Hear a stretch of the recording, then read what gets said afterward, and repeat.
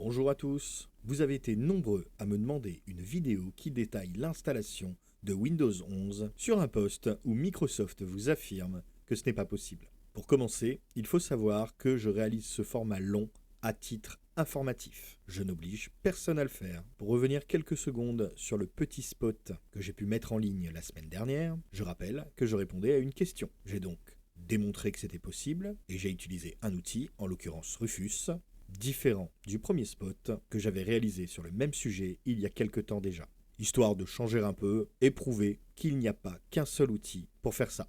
Force est de constater que beaucoup qui ne produisent absolument rien, mais sont les rois des commentaires, inspecteurs des travaux finis, viennent jouer sur les mots en continuant de dire que ce n'est pas possible pour eux parce que si ou parce que ça. N'oubliez pas que toute personne qui fait de la vidéo sur les réseaux sociaux avec un minimum de sérieux va chercher à provoquer le commentaire pour que l'algorithme partage la vidéo, parce que justement, elle suscite des réactions écrites. C'est ça la clé pour ceux qui veulent que ça décolle en peu de temps. Dans mon cas, je disais à la fin du spot court que c'était possible pour absolument n'importe quelle machine.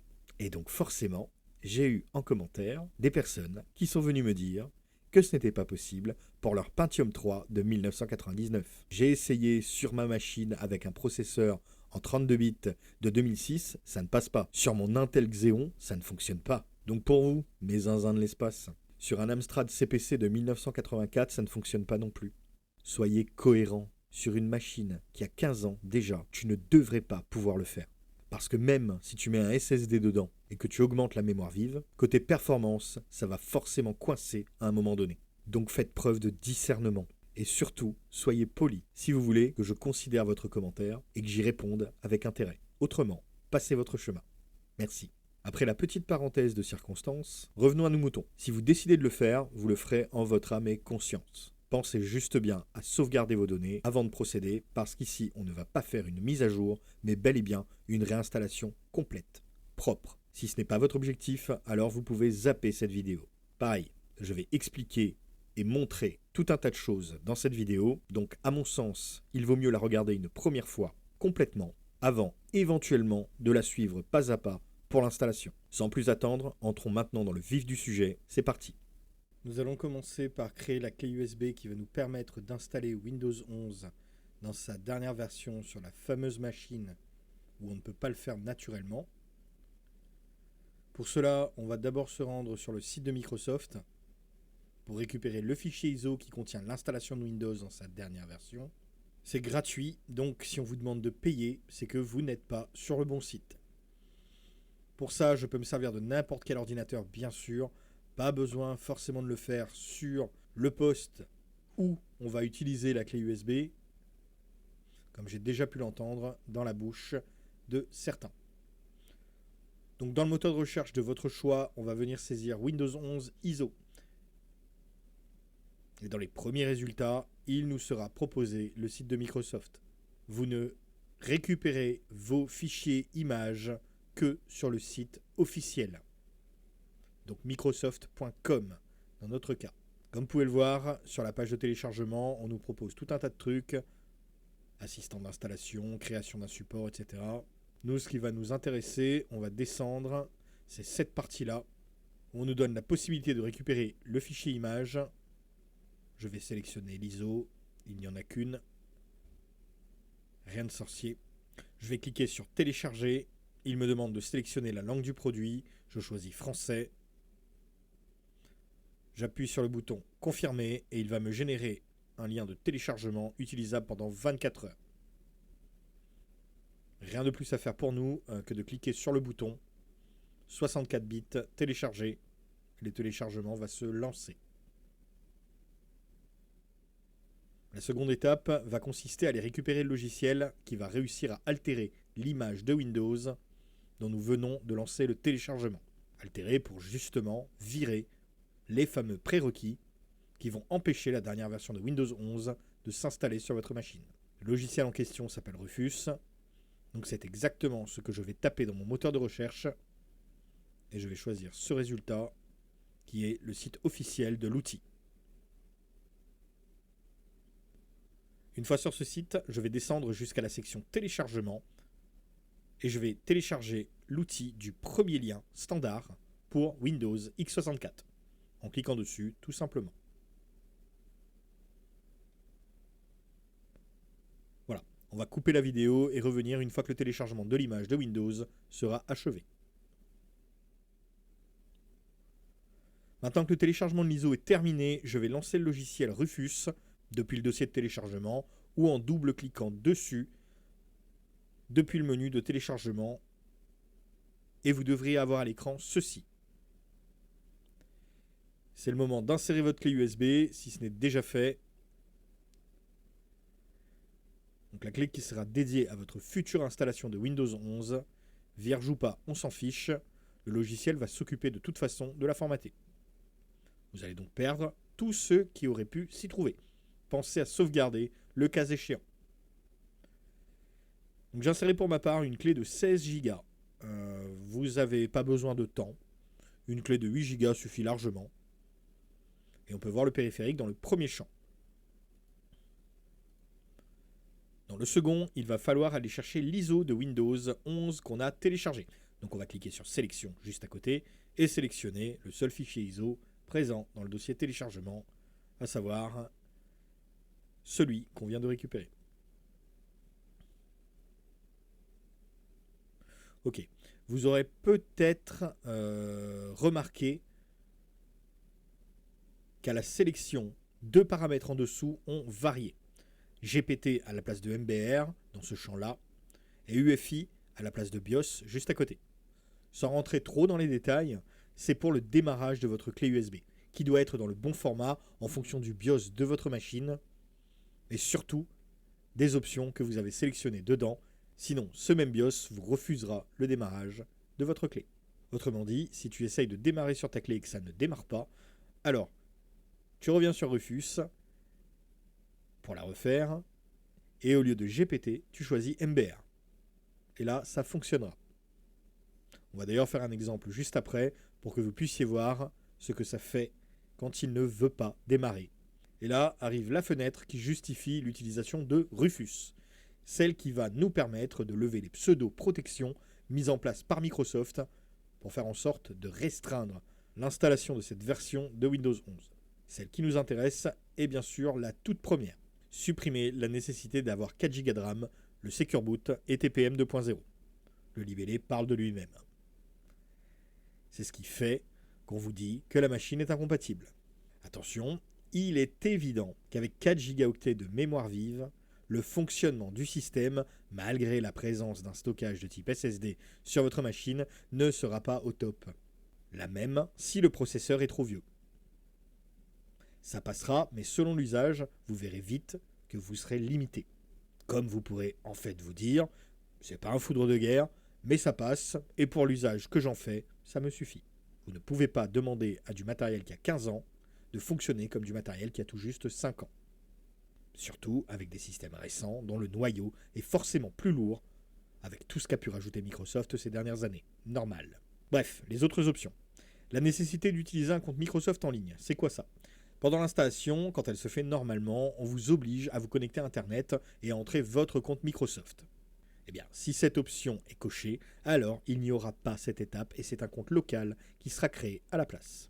Compte local, dont vous pouvez d'ailleurs choisir le nom avec l'option d'en dessous. Pour celle d'après, vous pouvez demander à Rufus de se servir des options régionales de la session depuis laquelle vous faites votre clé USB et les injecter à votre installation. La langue, le fuseau horaire, etc. Pour l'option d'après, si elle est cochée, il devrait vous désactiver les services de collecte de données. Je vous conseille, une fois installé, d'aller vérifier tout de même. Mais dans le cas de cette option, c'est essentiellement pour vous supprimer la partie avec les fameuses questions en fin d'installation classique pour ceux qui ont déjà réinstallé Windows. Vous savez de quoi je parle. Pour les autres, ne la cochez pas et vous découvrirez ce que c'est. Et enfin, dernière option qui concerne le chiffrement BitLocker qui devrait se faire automatiquement une fois l'installation faite. Mais pour ma part, il est complètement incohérent de vouloir un chiffrement BitLocker sur une machine et d'avoir désactivé plus haut l'utilisation d'un compte en ligne, où justement va figurer la clé de déchiffrement que vous devez avoir si vous chiffrez. Sans clé de déchiffrement, pas de déchiffrement possible, donc les données seront perdues. Donc je vous conseille de cocher cette case. Donc voilà, au final, j'ai tout coché et je viens de détailler le pourquoi. Lorsque je fais OK, il me met un message pour m'informer que tout ce qui pourrait se trouver sur la clé USB que nous allons utiliser va être effacé pour faire place à notre installation personnalisée de Windows. C'est OK pour moi. La création de la clé USB est lancée en schéma de partition GPT pour un boot en UEFI. Maintenant que c'est terminé, on va fermer et nous allons redémarrer le poste pour tenter le démarrage sur ma clé USB. C'est à partir de ce moment que ça va varier pour chaque personne qui regarde la vidéo. Il y a des milliers de types de BIOS. Et donc par conséquent, il va vous falloir chacun individuellement trouver la touche qui va vous permettre soit d'entrer dedans et sélectionner le démarrage sur votre clé USB. C'est ce que je vais faire pour ce poste via la touche F2. Ou soit vous pouvez aussi presser la touche qui va, sans entrer dans votre BIOS, vous proposer de démarrer sur un périphérique que vous allez pouvoir choisir. Donc en général, touche F9 ou F12. Si l'option est active dans le BIOS, bien sûr. Comme je le disais tout à l'heure, on va le faire exprès et essayer de démarrer la clé USB SanDisk en UEFI. On va voir ce qui se passe. Après plusieurs minutes, la situation n'évolue pas. Je sais donc que c'est la façon dont j'ai fait ma clé USB qui ne va pas pour ce poste-là et uniquement pour ce poste-là. Sous-entendu, la clé USB est fonctionnelle pour tous les postes où le BIOS vous permet de démarrer en UEFI. Ce n'est pas le cas ici. Donc aucun problème, on redémarre le poste manuellement via le bouton. On laisse Windows se lancer et on va refaire une clé USB avec Rufus. Je vais utiliser une autre clé USB de 8 Go cette fois. Ça va me permettre de disposer de deux médias, un bootable en UEFI pour les BIOS récents et l'autre en Legacy BIOS normal pour les machines un peu plus anciennes. La clé USB c'est OK. La sélection de mon ISO c'est OK. Ici c'est bien MBR et BIOS. Je fais démarrer. Je coche toutes mes options et c'est reparti. La clé est prête, je redémarre et dans mon BIOS, je vais aller sélectionner le boot sur ma clé en mode normal. Et ce coup-ci, ça prend.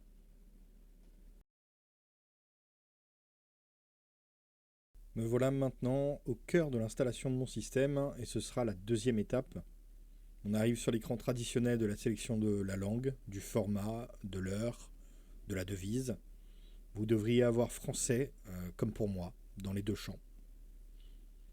Vous faites suivant, pareil pour les paramètres du clavier, ce sera français traditionnel AZERTY, sauf si votre clavier n'est pas en AZERTY, bien entendu. Suivant. Ici, vous sélectionnerez Installer Windows 11 et vous cocherez la case pour la suppression de toutes les données, car oui, je le rappelle, ce que nous recherchons ici, c'est une installation complète et propre, donc vierge de tout problème interne du noyau, qui aurait pu se développer en appliquant 10 millions de mises à jour au fur et à mesure des années, et après on se demande pourquoi c'est pas stable. Bref, ce qui veut dire forcément que vous aurez sauvegardé au préalable toutes vos données. Je fais suivant. Nous arrivons ici à l'écran de la licence du produit. Windows n'est pas gratuit, ça ne l'a jamais été. Il vous faut acquérir une licence, si vous voulez qu'il y ait du support, de l'assistance derrière. Ceci dit, ce n'est pas là que vous devez entrer la clé licence que vous avez achetée.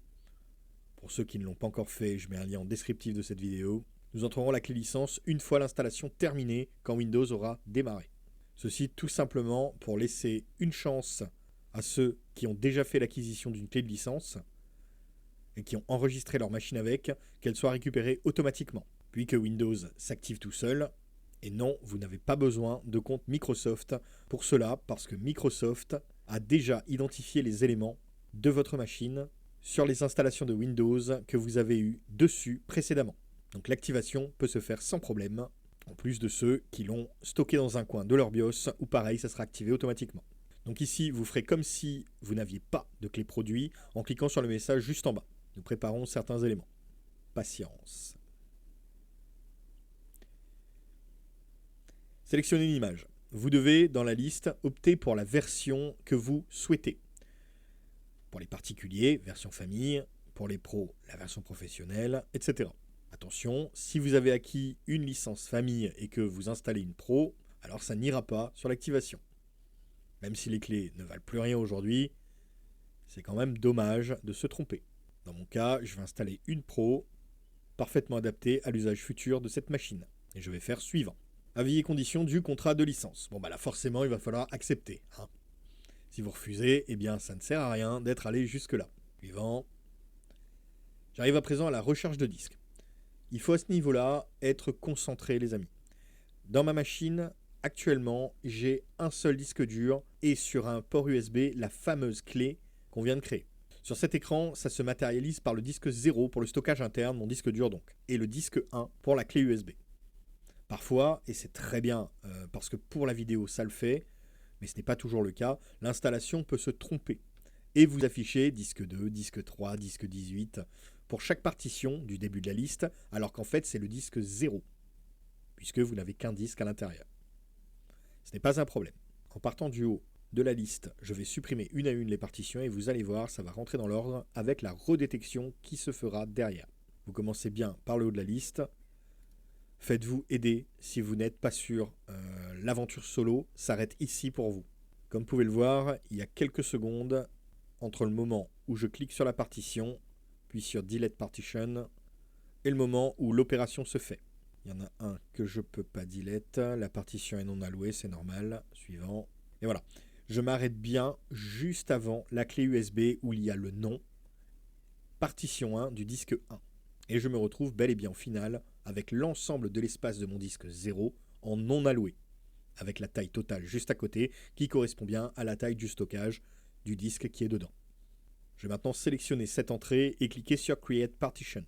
Il me propose une taille en MO, ça colle, je fais Apply juste à côté. Après quelques secondes de patience, il m'a fait un partitionnement automatique. Je vais maintenant sélectionner pour l'installation la partition qui a l'espace le plus grand, donc la seconde avec 596 Go de disponible. Je vais pouvoir faire suivant. Une fenêtre de confirmation finale apparaît. C'est bon pour moi. Je fais installer. Et c'est parti pour l'installation. Vous laissez tourner. Le poste va redémarrer plusieurs fois, et à chaque fois, poursuivre l'installation. Surtout, vous ne touchez à rien. Cela peut mettre plusieurs minutes, voire une petite heure, avant l'écran suivant. Écran suivant qui devrait être celui-ci. Ou encore une fois, vous ne touchez à rien.